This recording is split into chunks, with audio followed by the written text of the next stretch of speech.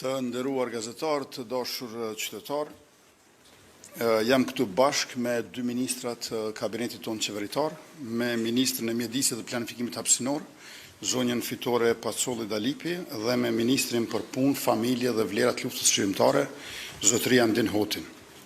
Sot po prezantojmë projektin e banimit social adekuat në Republikën e Kosovës, një investim ky i rëndësishëm për dinjitetin e familjeve, si dhe për barazin e sigurinë sociale.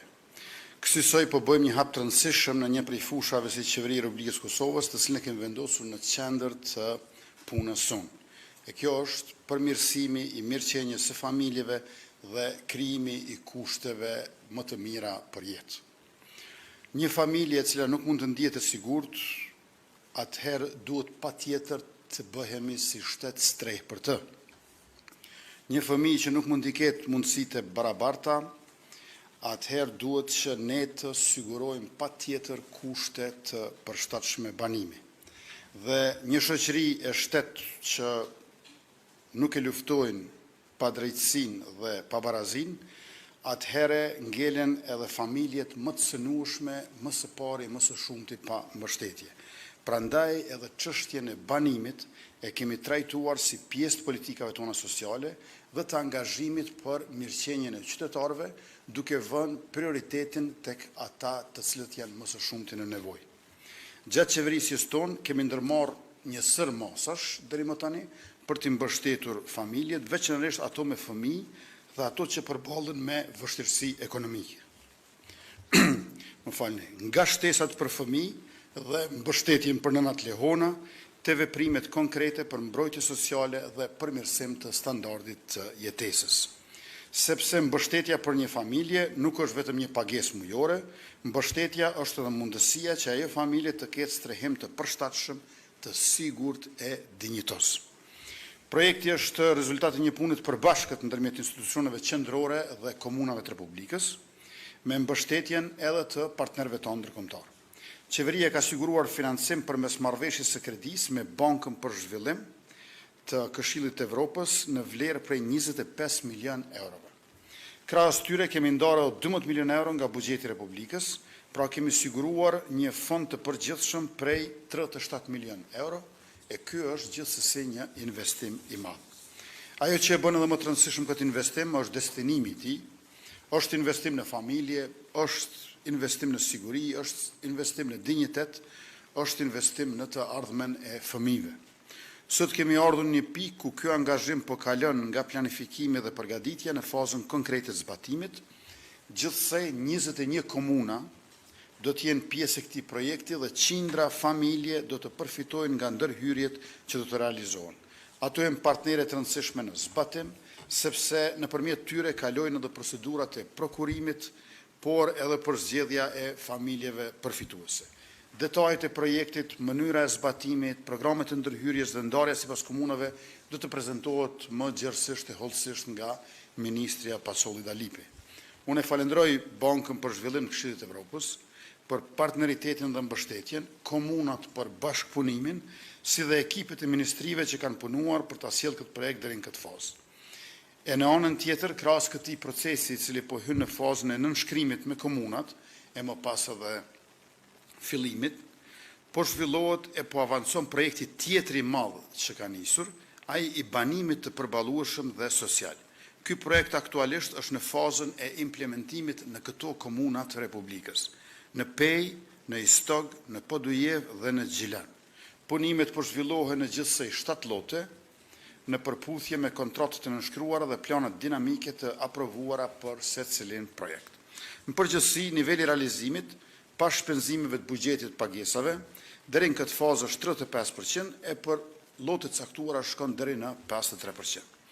E drejta për jetë, e drejta për banim, barazia mbi të gjitha jo vetëm si synim i përbashkët, por edhe si piknisje, padyshim mbeten vlerat nga të cilat nisim e shkojmë me të vetmin qëllim që shteti të jetë për krejt, sepse krejt jemi të këtij shteti. Ju falenderit e tash për e kaloj fjalën Ministrës së Mjedisit dhe Planifikimit Hapësinor, zonjës Fitore Pacolli Dalipi. Faleminderit kryeministër, të nderuara media, të dashur qytetar. Për ne në Ministrinë e Mjedisit dhe Planifikimit Hapësinor, shtëpia nuk është thjesht një objekt me mure e kulm, por piknisja e planifikimit të mirëfillt hapësinor.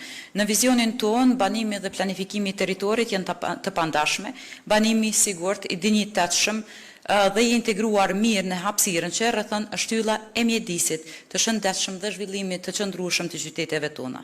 Planifikimi hapësinor merr kuptim të plotë vetëm atëherë kur i shërben drejt për drejt mirëqenies së njerëzit.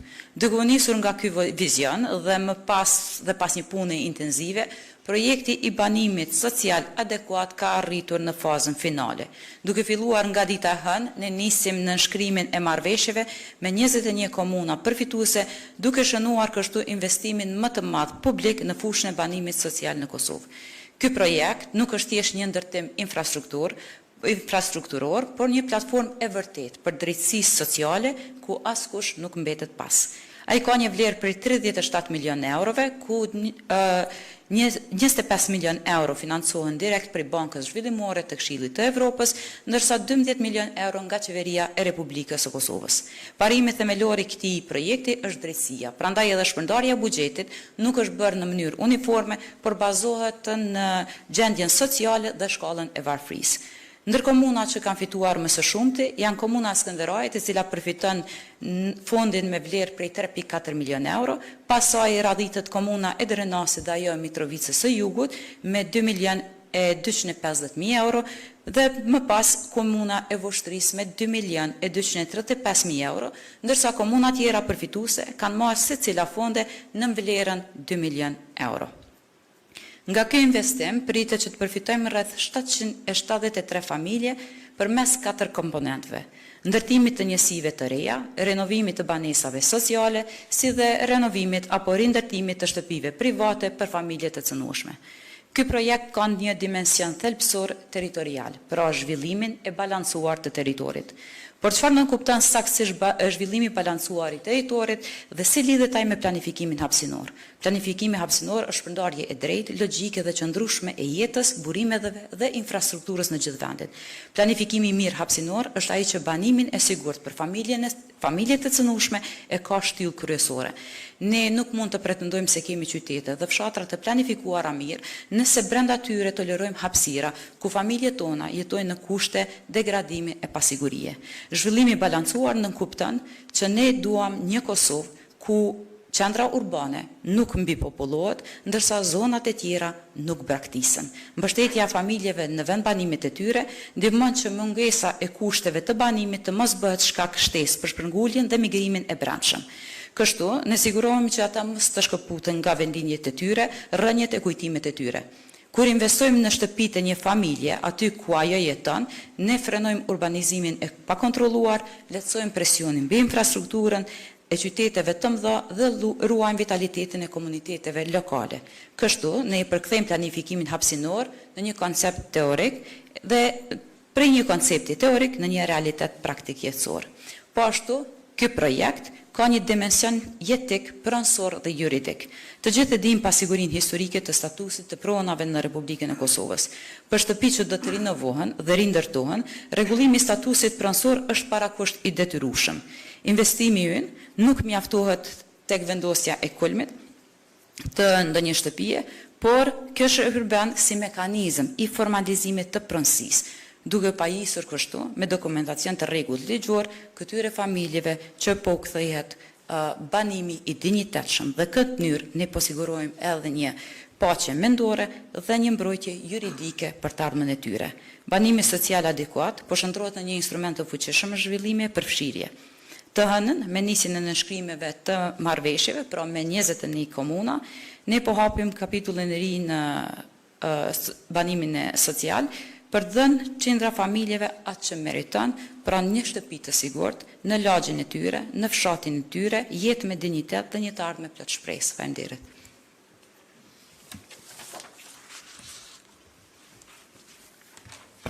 Faleminderit shumë ministre, të nderuar media, shumë të respektuar qytetar, ashtu siç e potencoi edhe kryeministri Kurti, po edhe ministri Apacoli.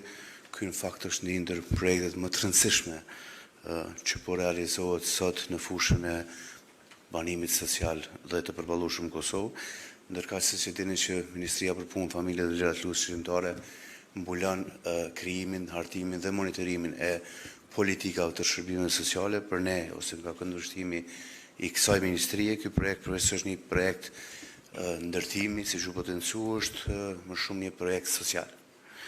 Është një projekt që prek drejt për drejt familjet, prek drejt për drejt mirëqenien dhe natyrisht edhe dignitetin e qytetarëve të Republikës Kosovës.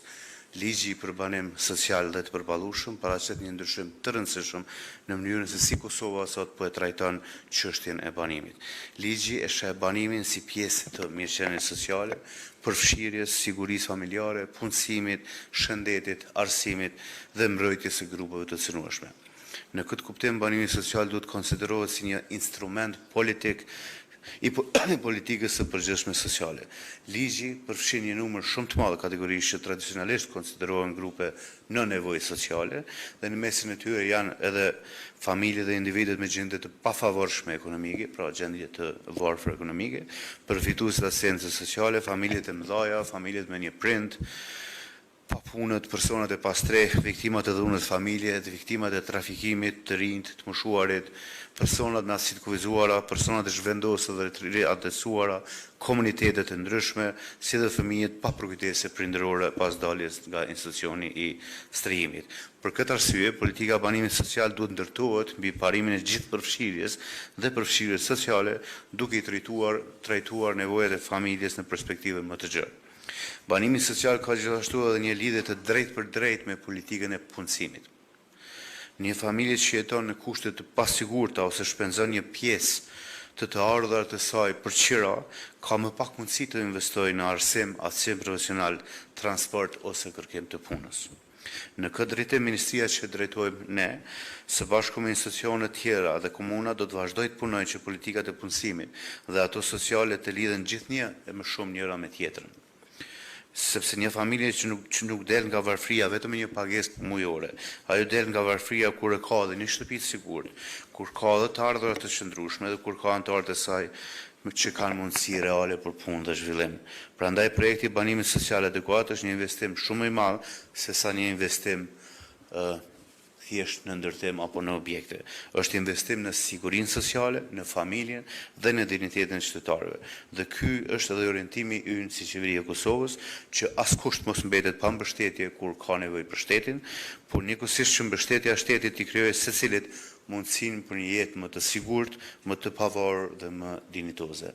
Krahas kësaj ju dini që ne në vazhdimsi po punojmë dhe synojmë ta përfundojmë në qershor vitit të ardhshëm edhe reformën e skemës asistencës sociale, e cila përveç që ka për synim mos të ndërpres asistencën sociale në momentin që një familje nuk plotson kriteret, por janë një grace period që quhet derisa një familje të trajtohet qoftë përmes aftësimit profesional, trajnimit apo edhe mundësisë së punësimit.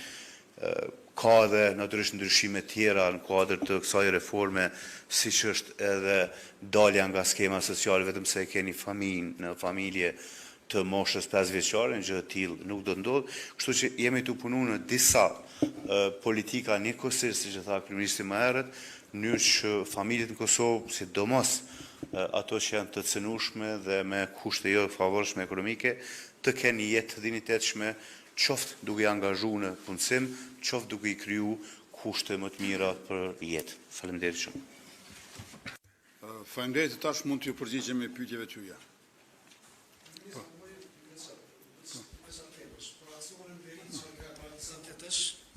Që është konfiskuar një sasi e madhe e armëve dhe një pyetje tjetër për urën e Ibrit. Kur pritet eventualisht të hapet tërësisht, pasi veç policia është vendosur atë. Faleminderit, më lërni të ritheksoj edhe një herë. 21 komuna nga 38 gjithsej, apo më shumë se gjysma e komunave të Kosovës, masaktësisht 55%, do të përfshihen nga ky projekt, i cili e ka vlerën 37 milion euro, me qërast 25 milion euro janë kredi e but nga Banka Zhvillimore e Këshillit të Evropës, ndërka që 12 milion euro jep qeveria e Republikës Kosovës, dhe të mos harrojmë që ky nuk është zavendësim për projektin i cili po vazhdon, për banim të përballueshëm dhe social, por ky projekt për banim social adekuat është shtesë atij që tashmë ka filluar. Dhe I falenderoj të dy ministrat për punën që bëjnë dhe për prezantimin e sotëm. Policia e Kosovës, siç e dini, ka prezantuar arsenalin e madh të armëve dhe të municionit që I ka konfiskuar në veri të Kosovës. Ju e dini se në Republikën tonë kemi pasur qarmatosje, grumbullim të armëve ilegale anë mban Kosovës, por jo në veriun e Kosovës, dhe në këto 3 vitet e fundit kemi aksionet të shumta policore, të cilët praktikisht po marrin armë në duart e atyre që ose janë kriminal, ose në rastin më të mirë janë potencialisht kriminal. Sepse armatimi ilegal me tyta gjata, me gjithat municion, nuk është për hajre, është veç për sherr. Pra, jo vetëm që kemi konfiskuar armatim të atyre që kanë bërë krime, por në të njëjtën kohë kemi konfiskuar edhe armatim duke parandaluar krime në VM. Prandaj është një punë jashtëzakonshme e Policisë Kosovës edhe e Agjencisë së Kosovës për Inteligjencë. Ndërkaq, sa I përket itinerarit për hapjen e plot të urës, përkatësisht marrjen nën kontroll tërësisht nga ana e Policisë së Kosovës, ne jemi në komunikim të vazhdueshëm me KFOR-in dhe unë sot pasdite kam edhe një takim në kryeministri me generalin e KFOR-it, përkatësisht komandantin Oskan Ulutash. Pra jemi në komunikim të përditshëm, qoftë kryeministria, qoftë Ministria e Punëve të Brendshme, në mënyrë që gjithçka të shkojë në mënyrë të qetë dhe paqësore.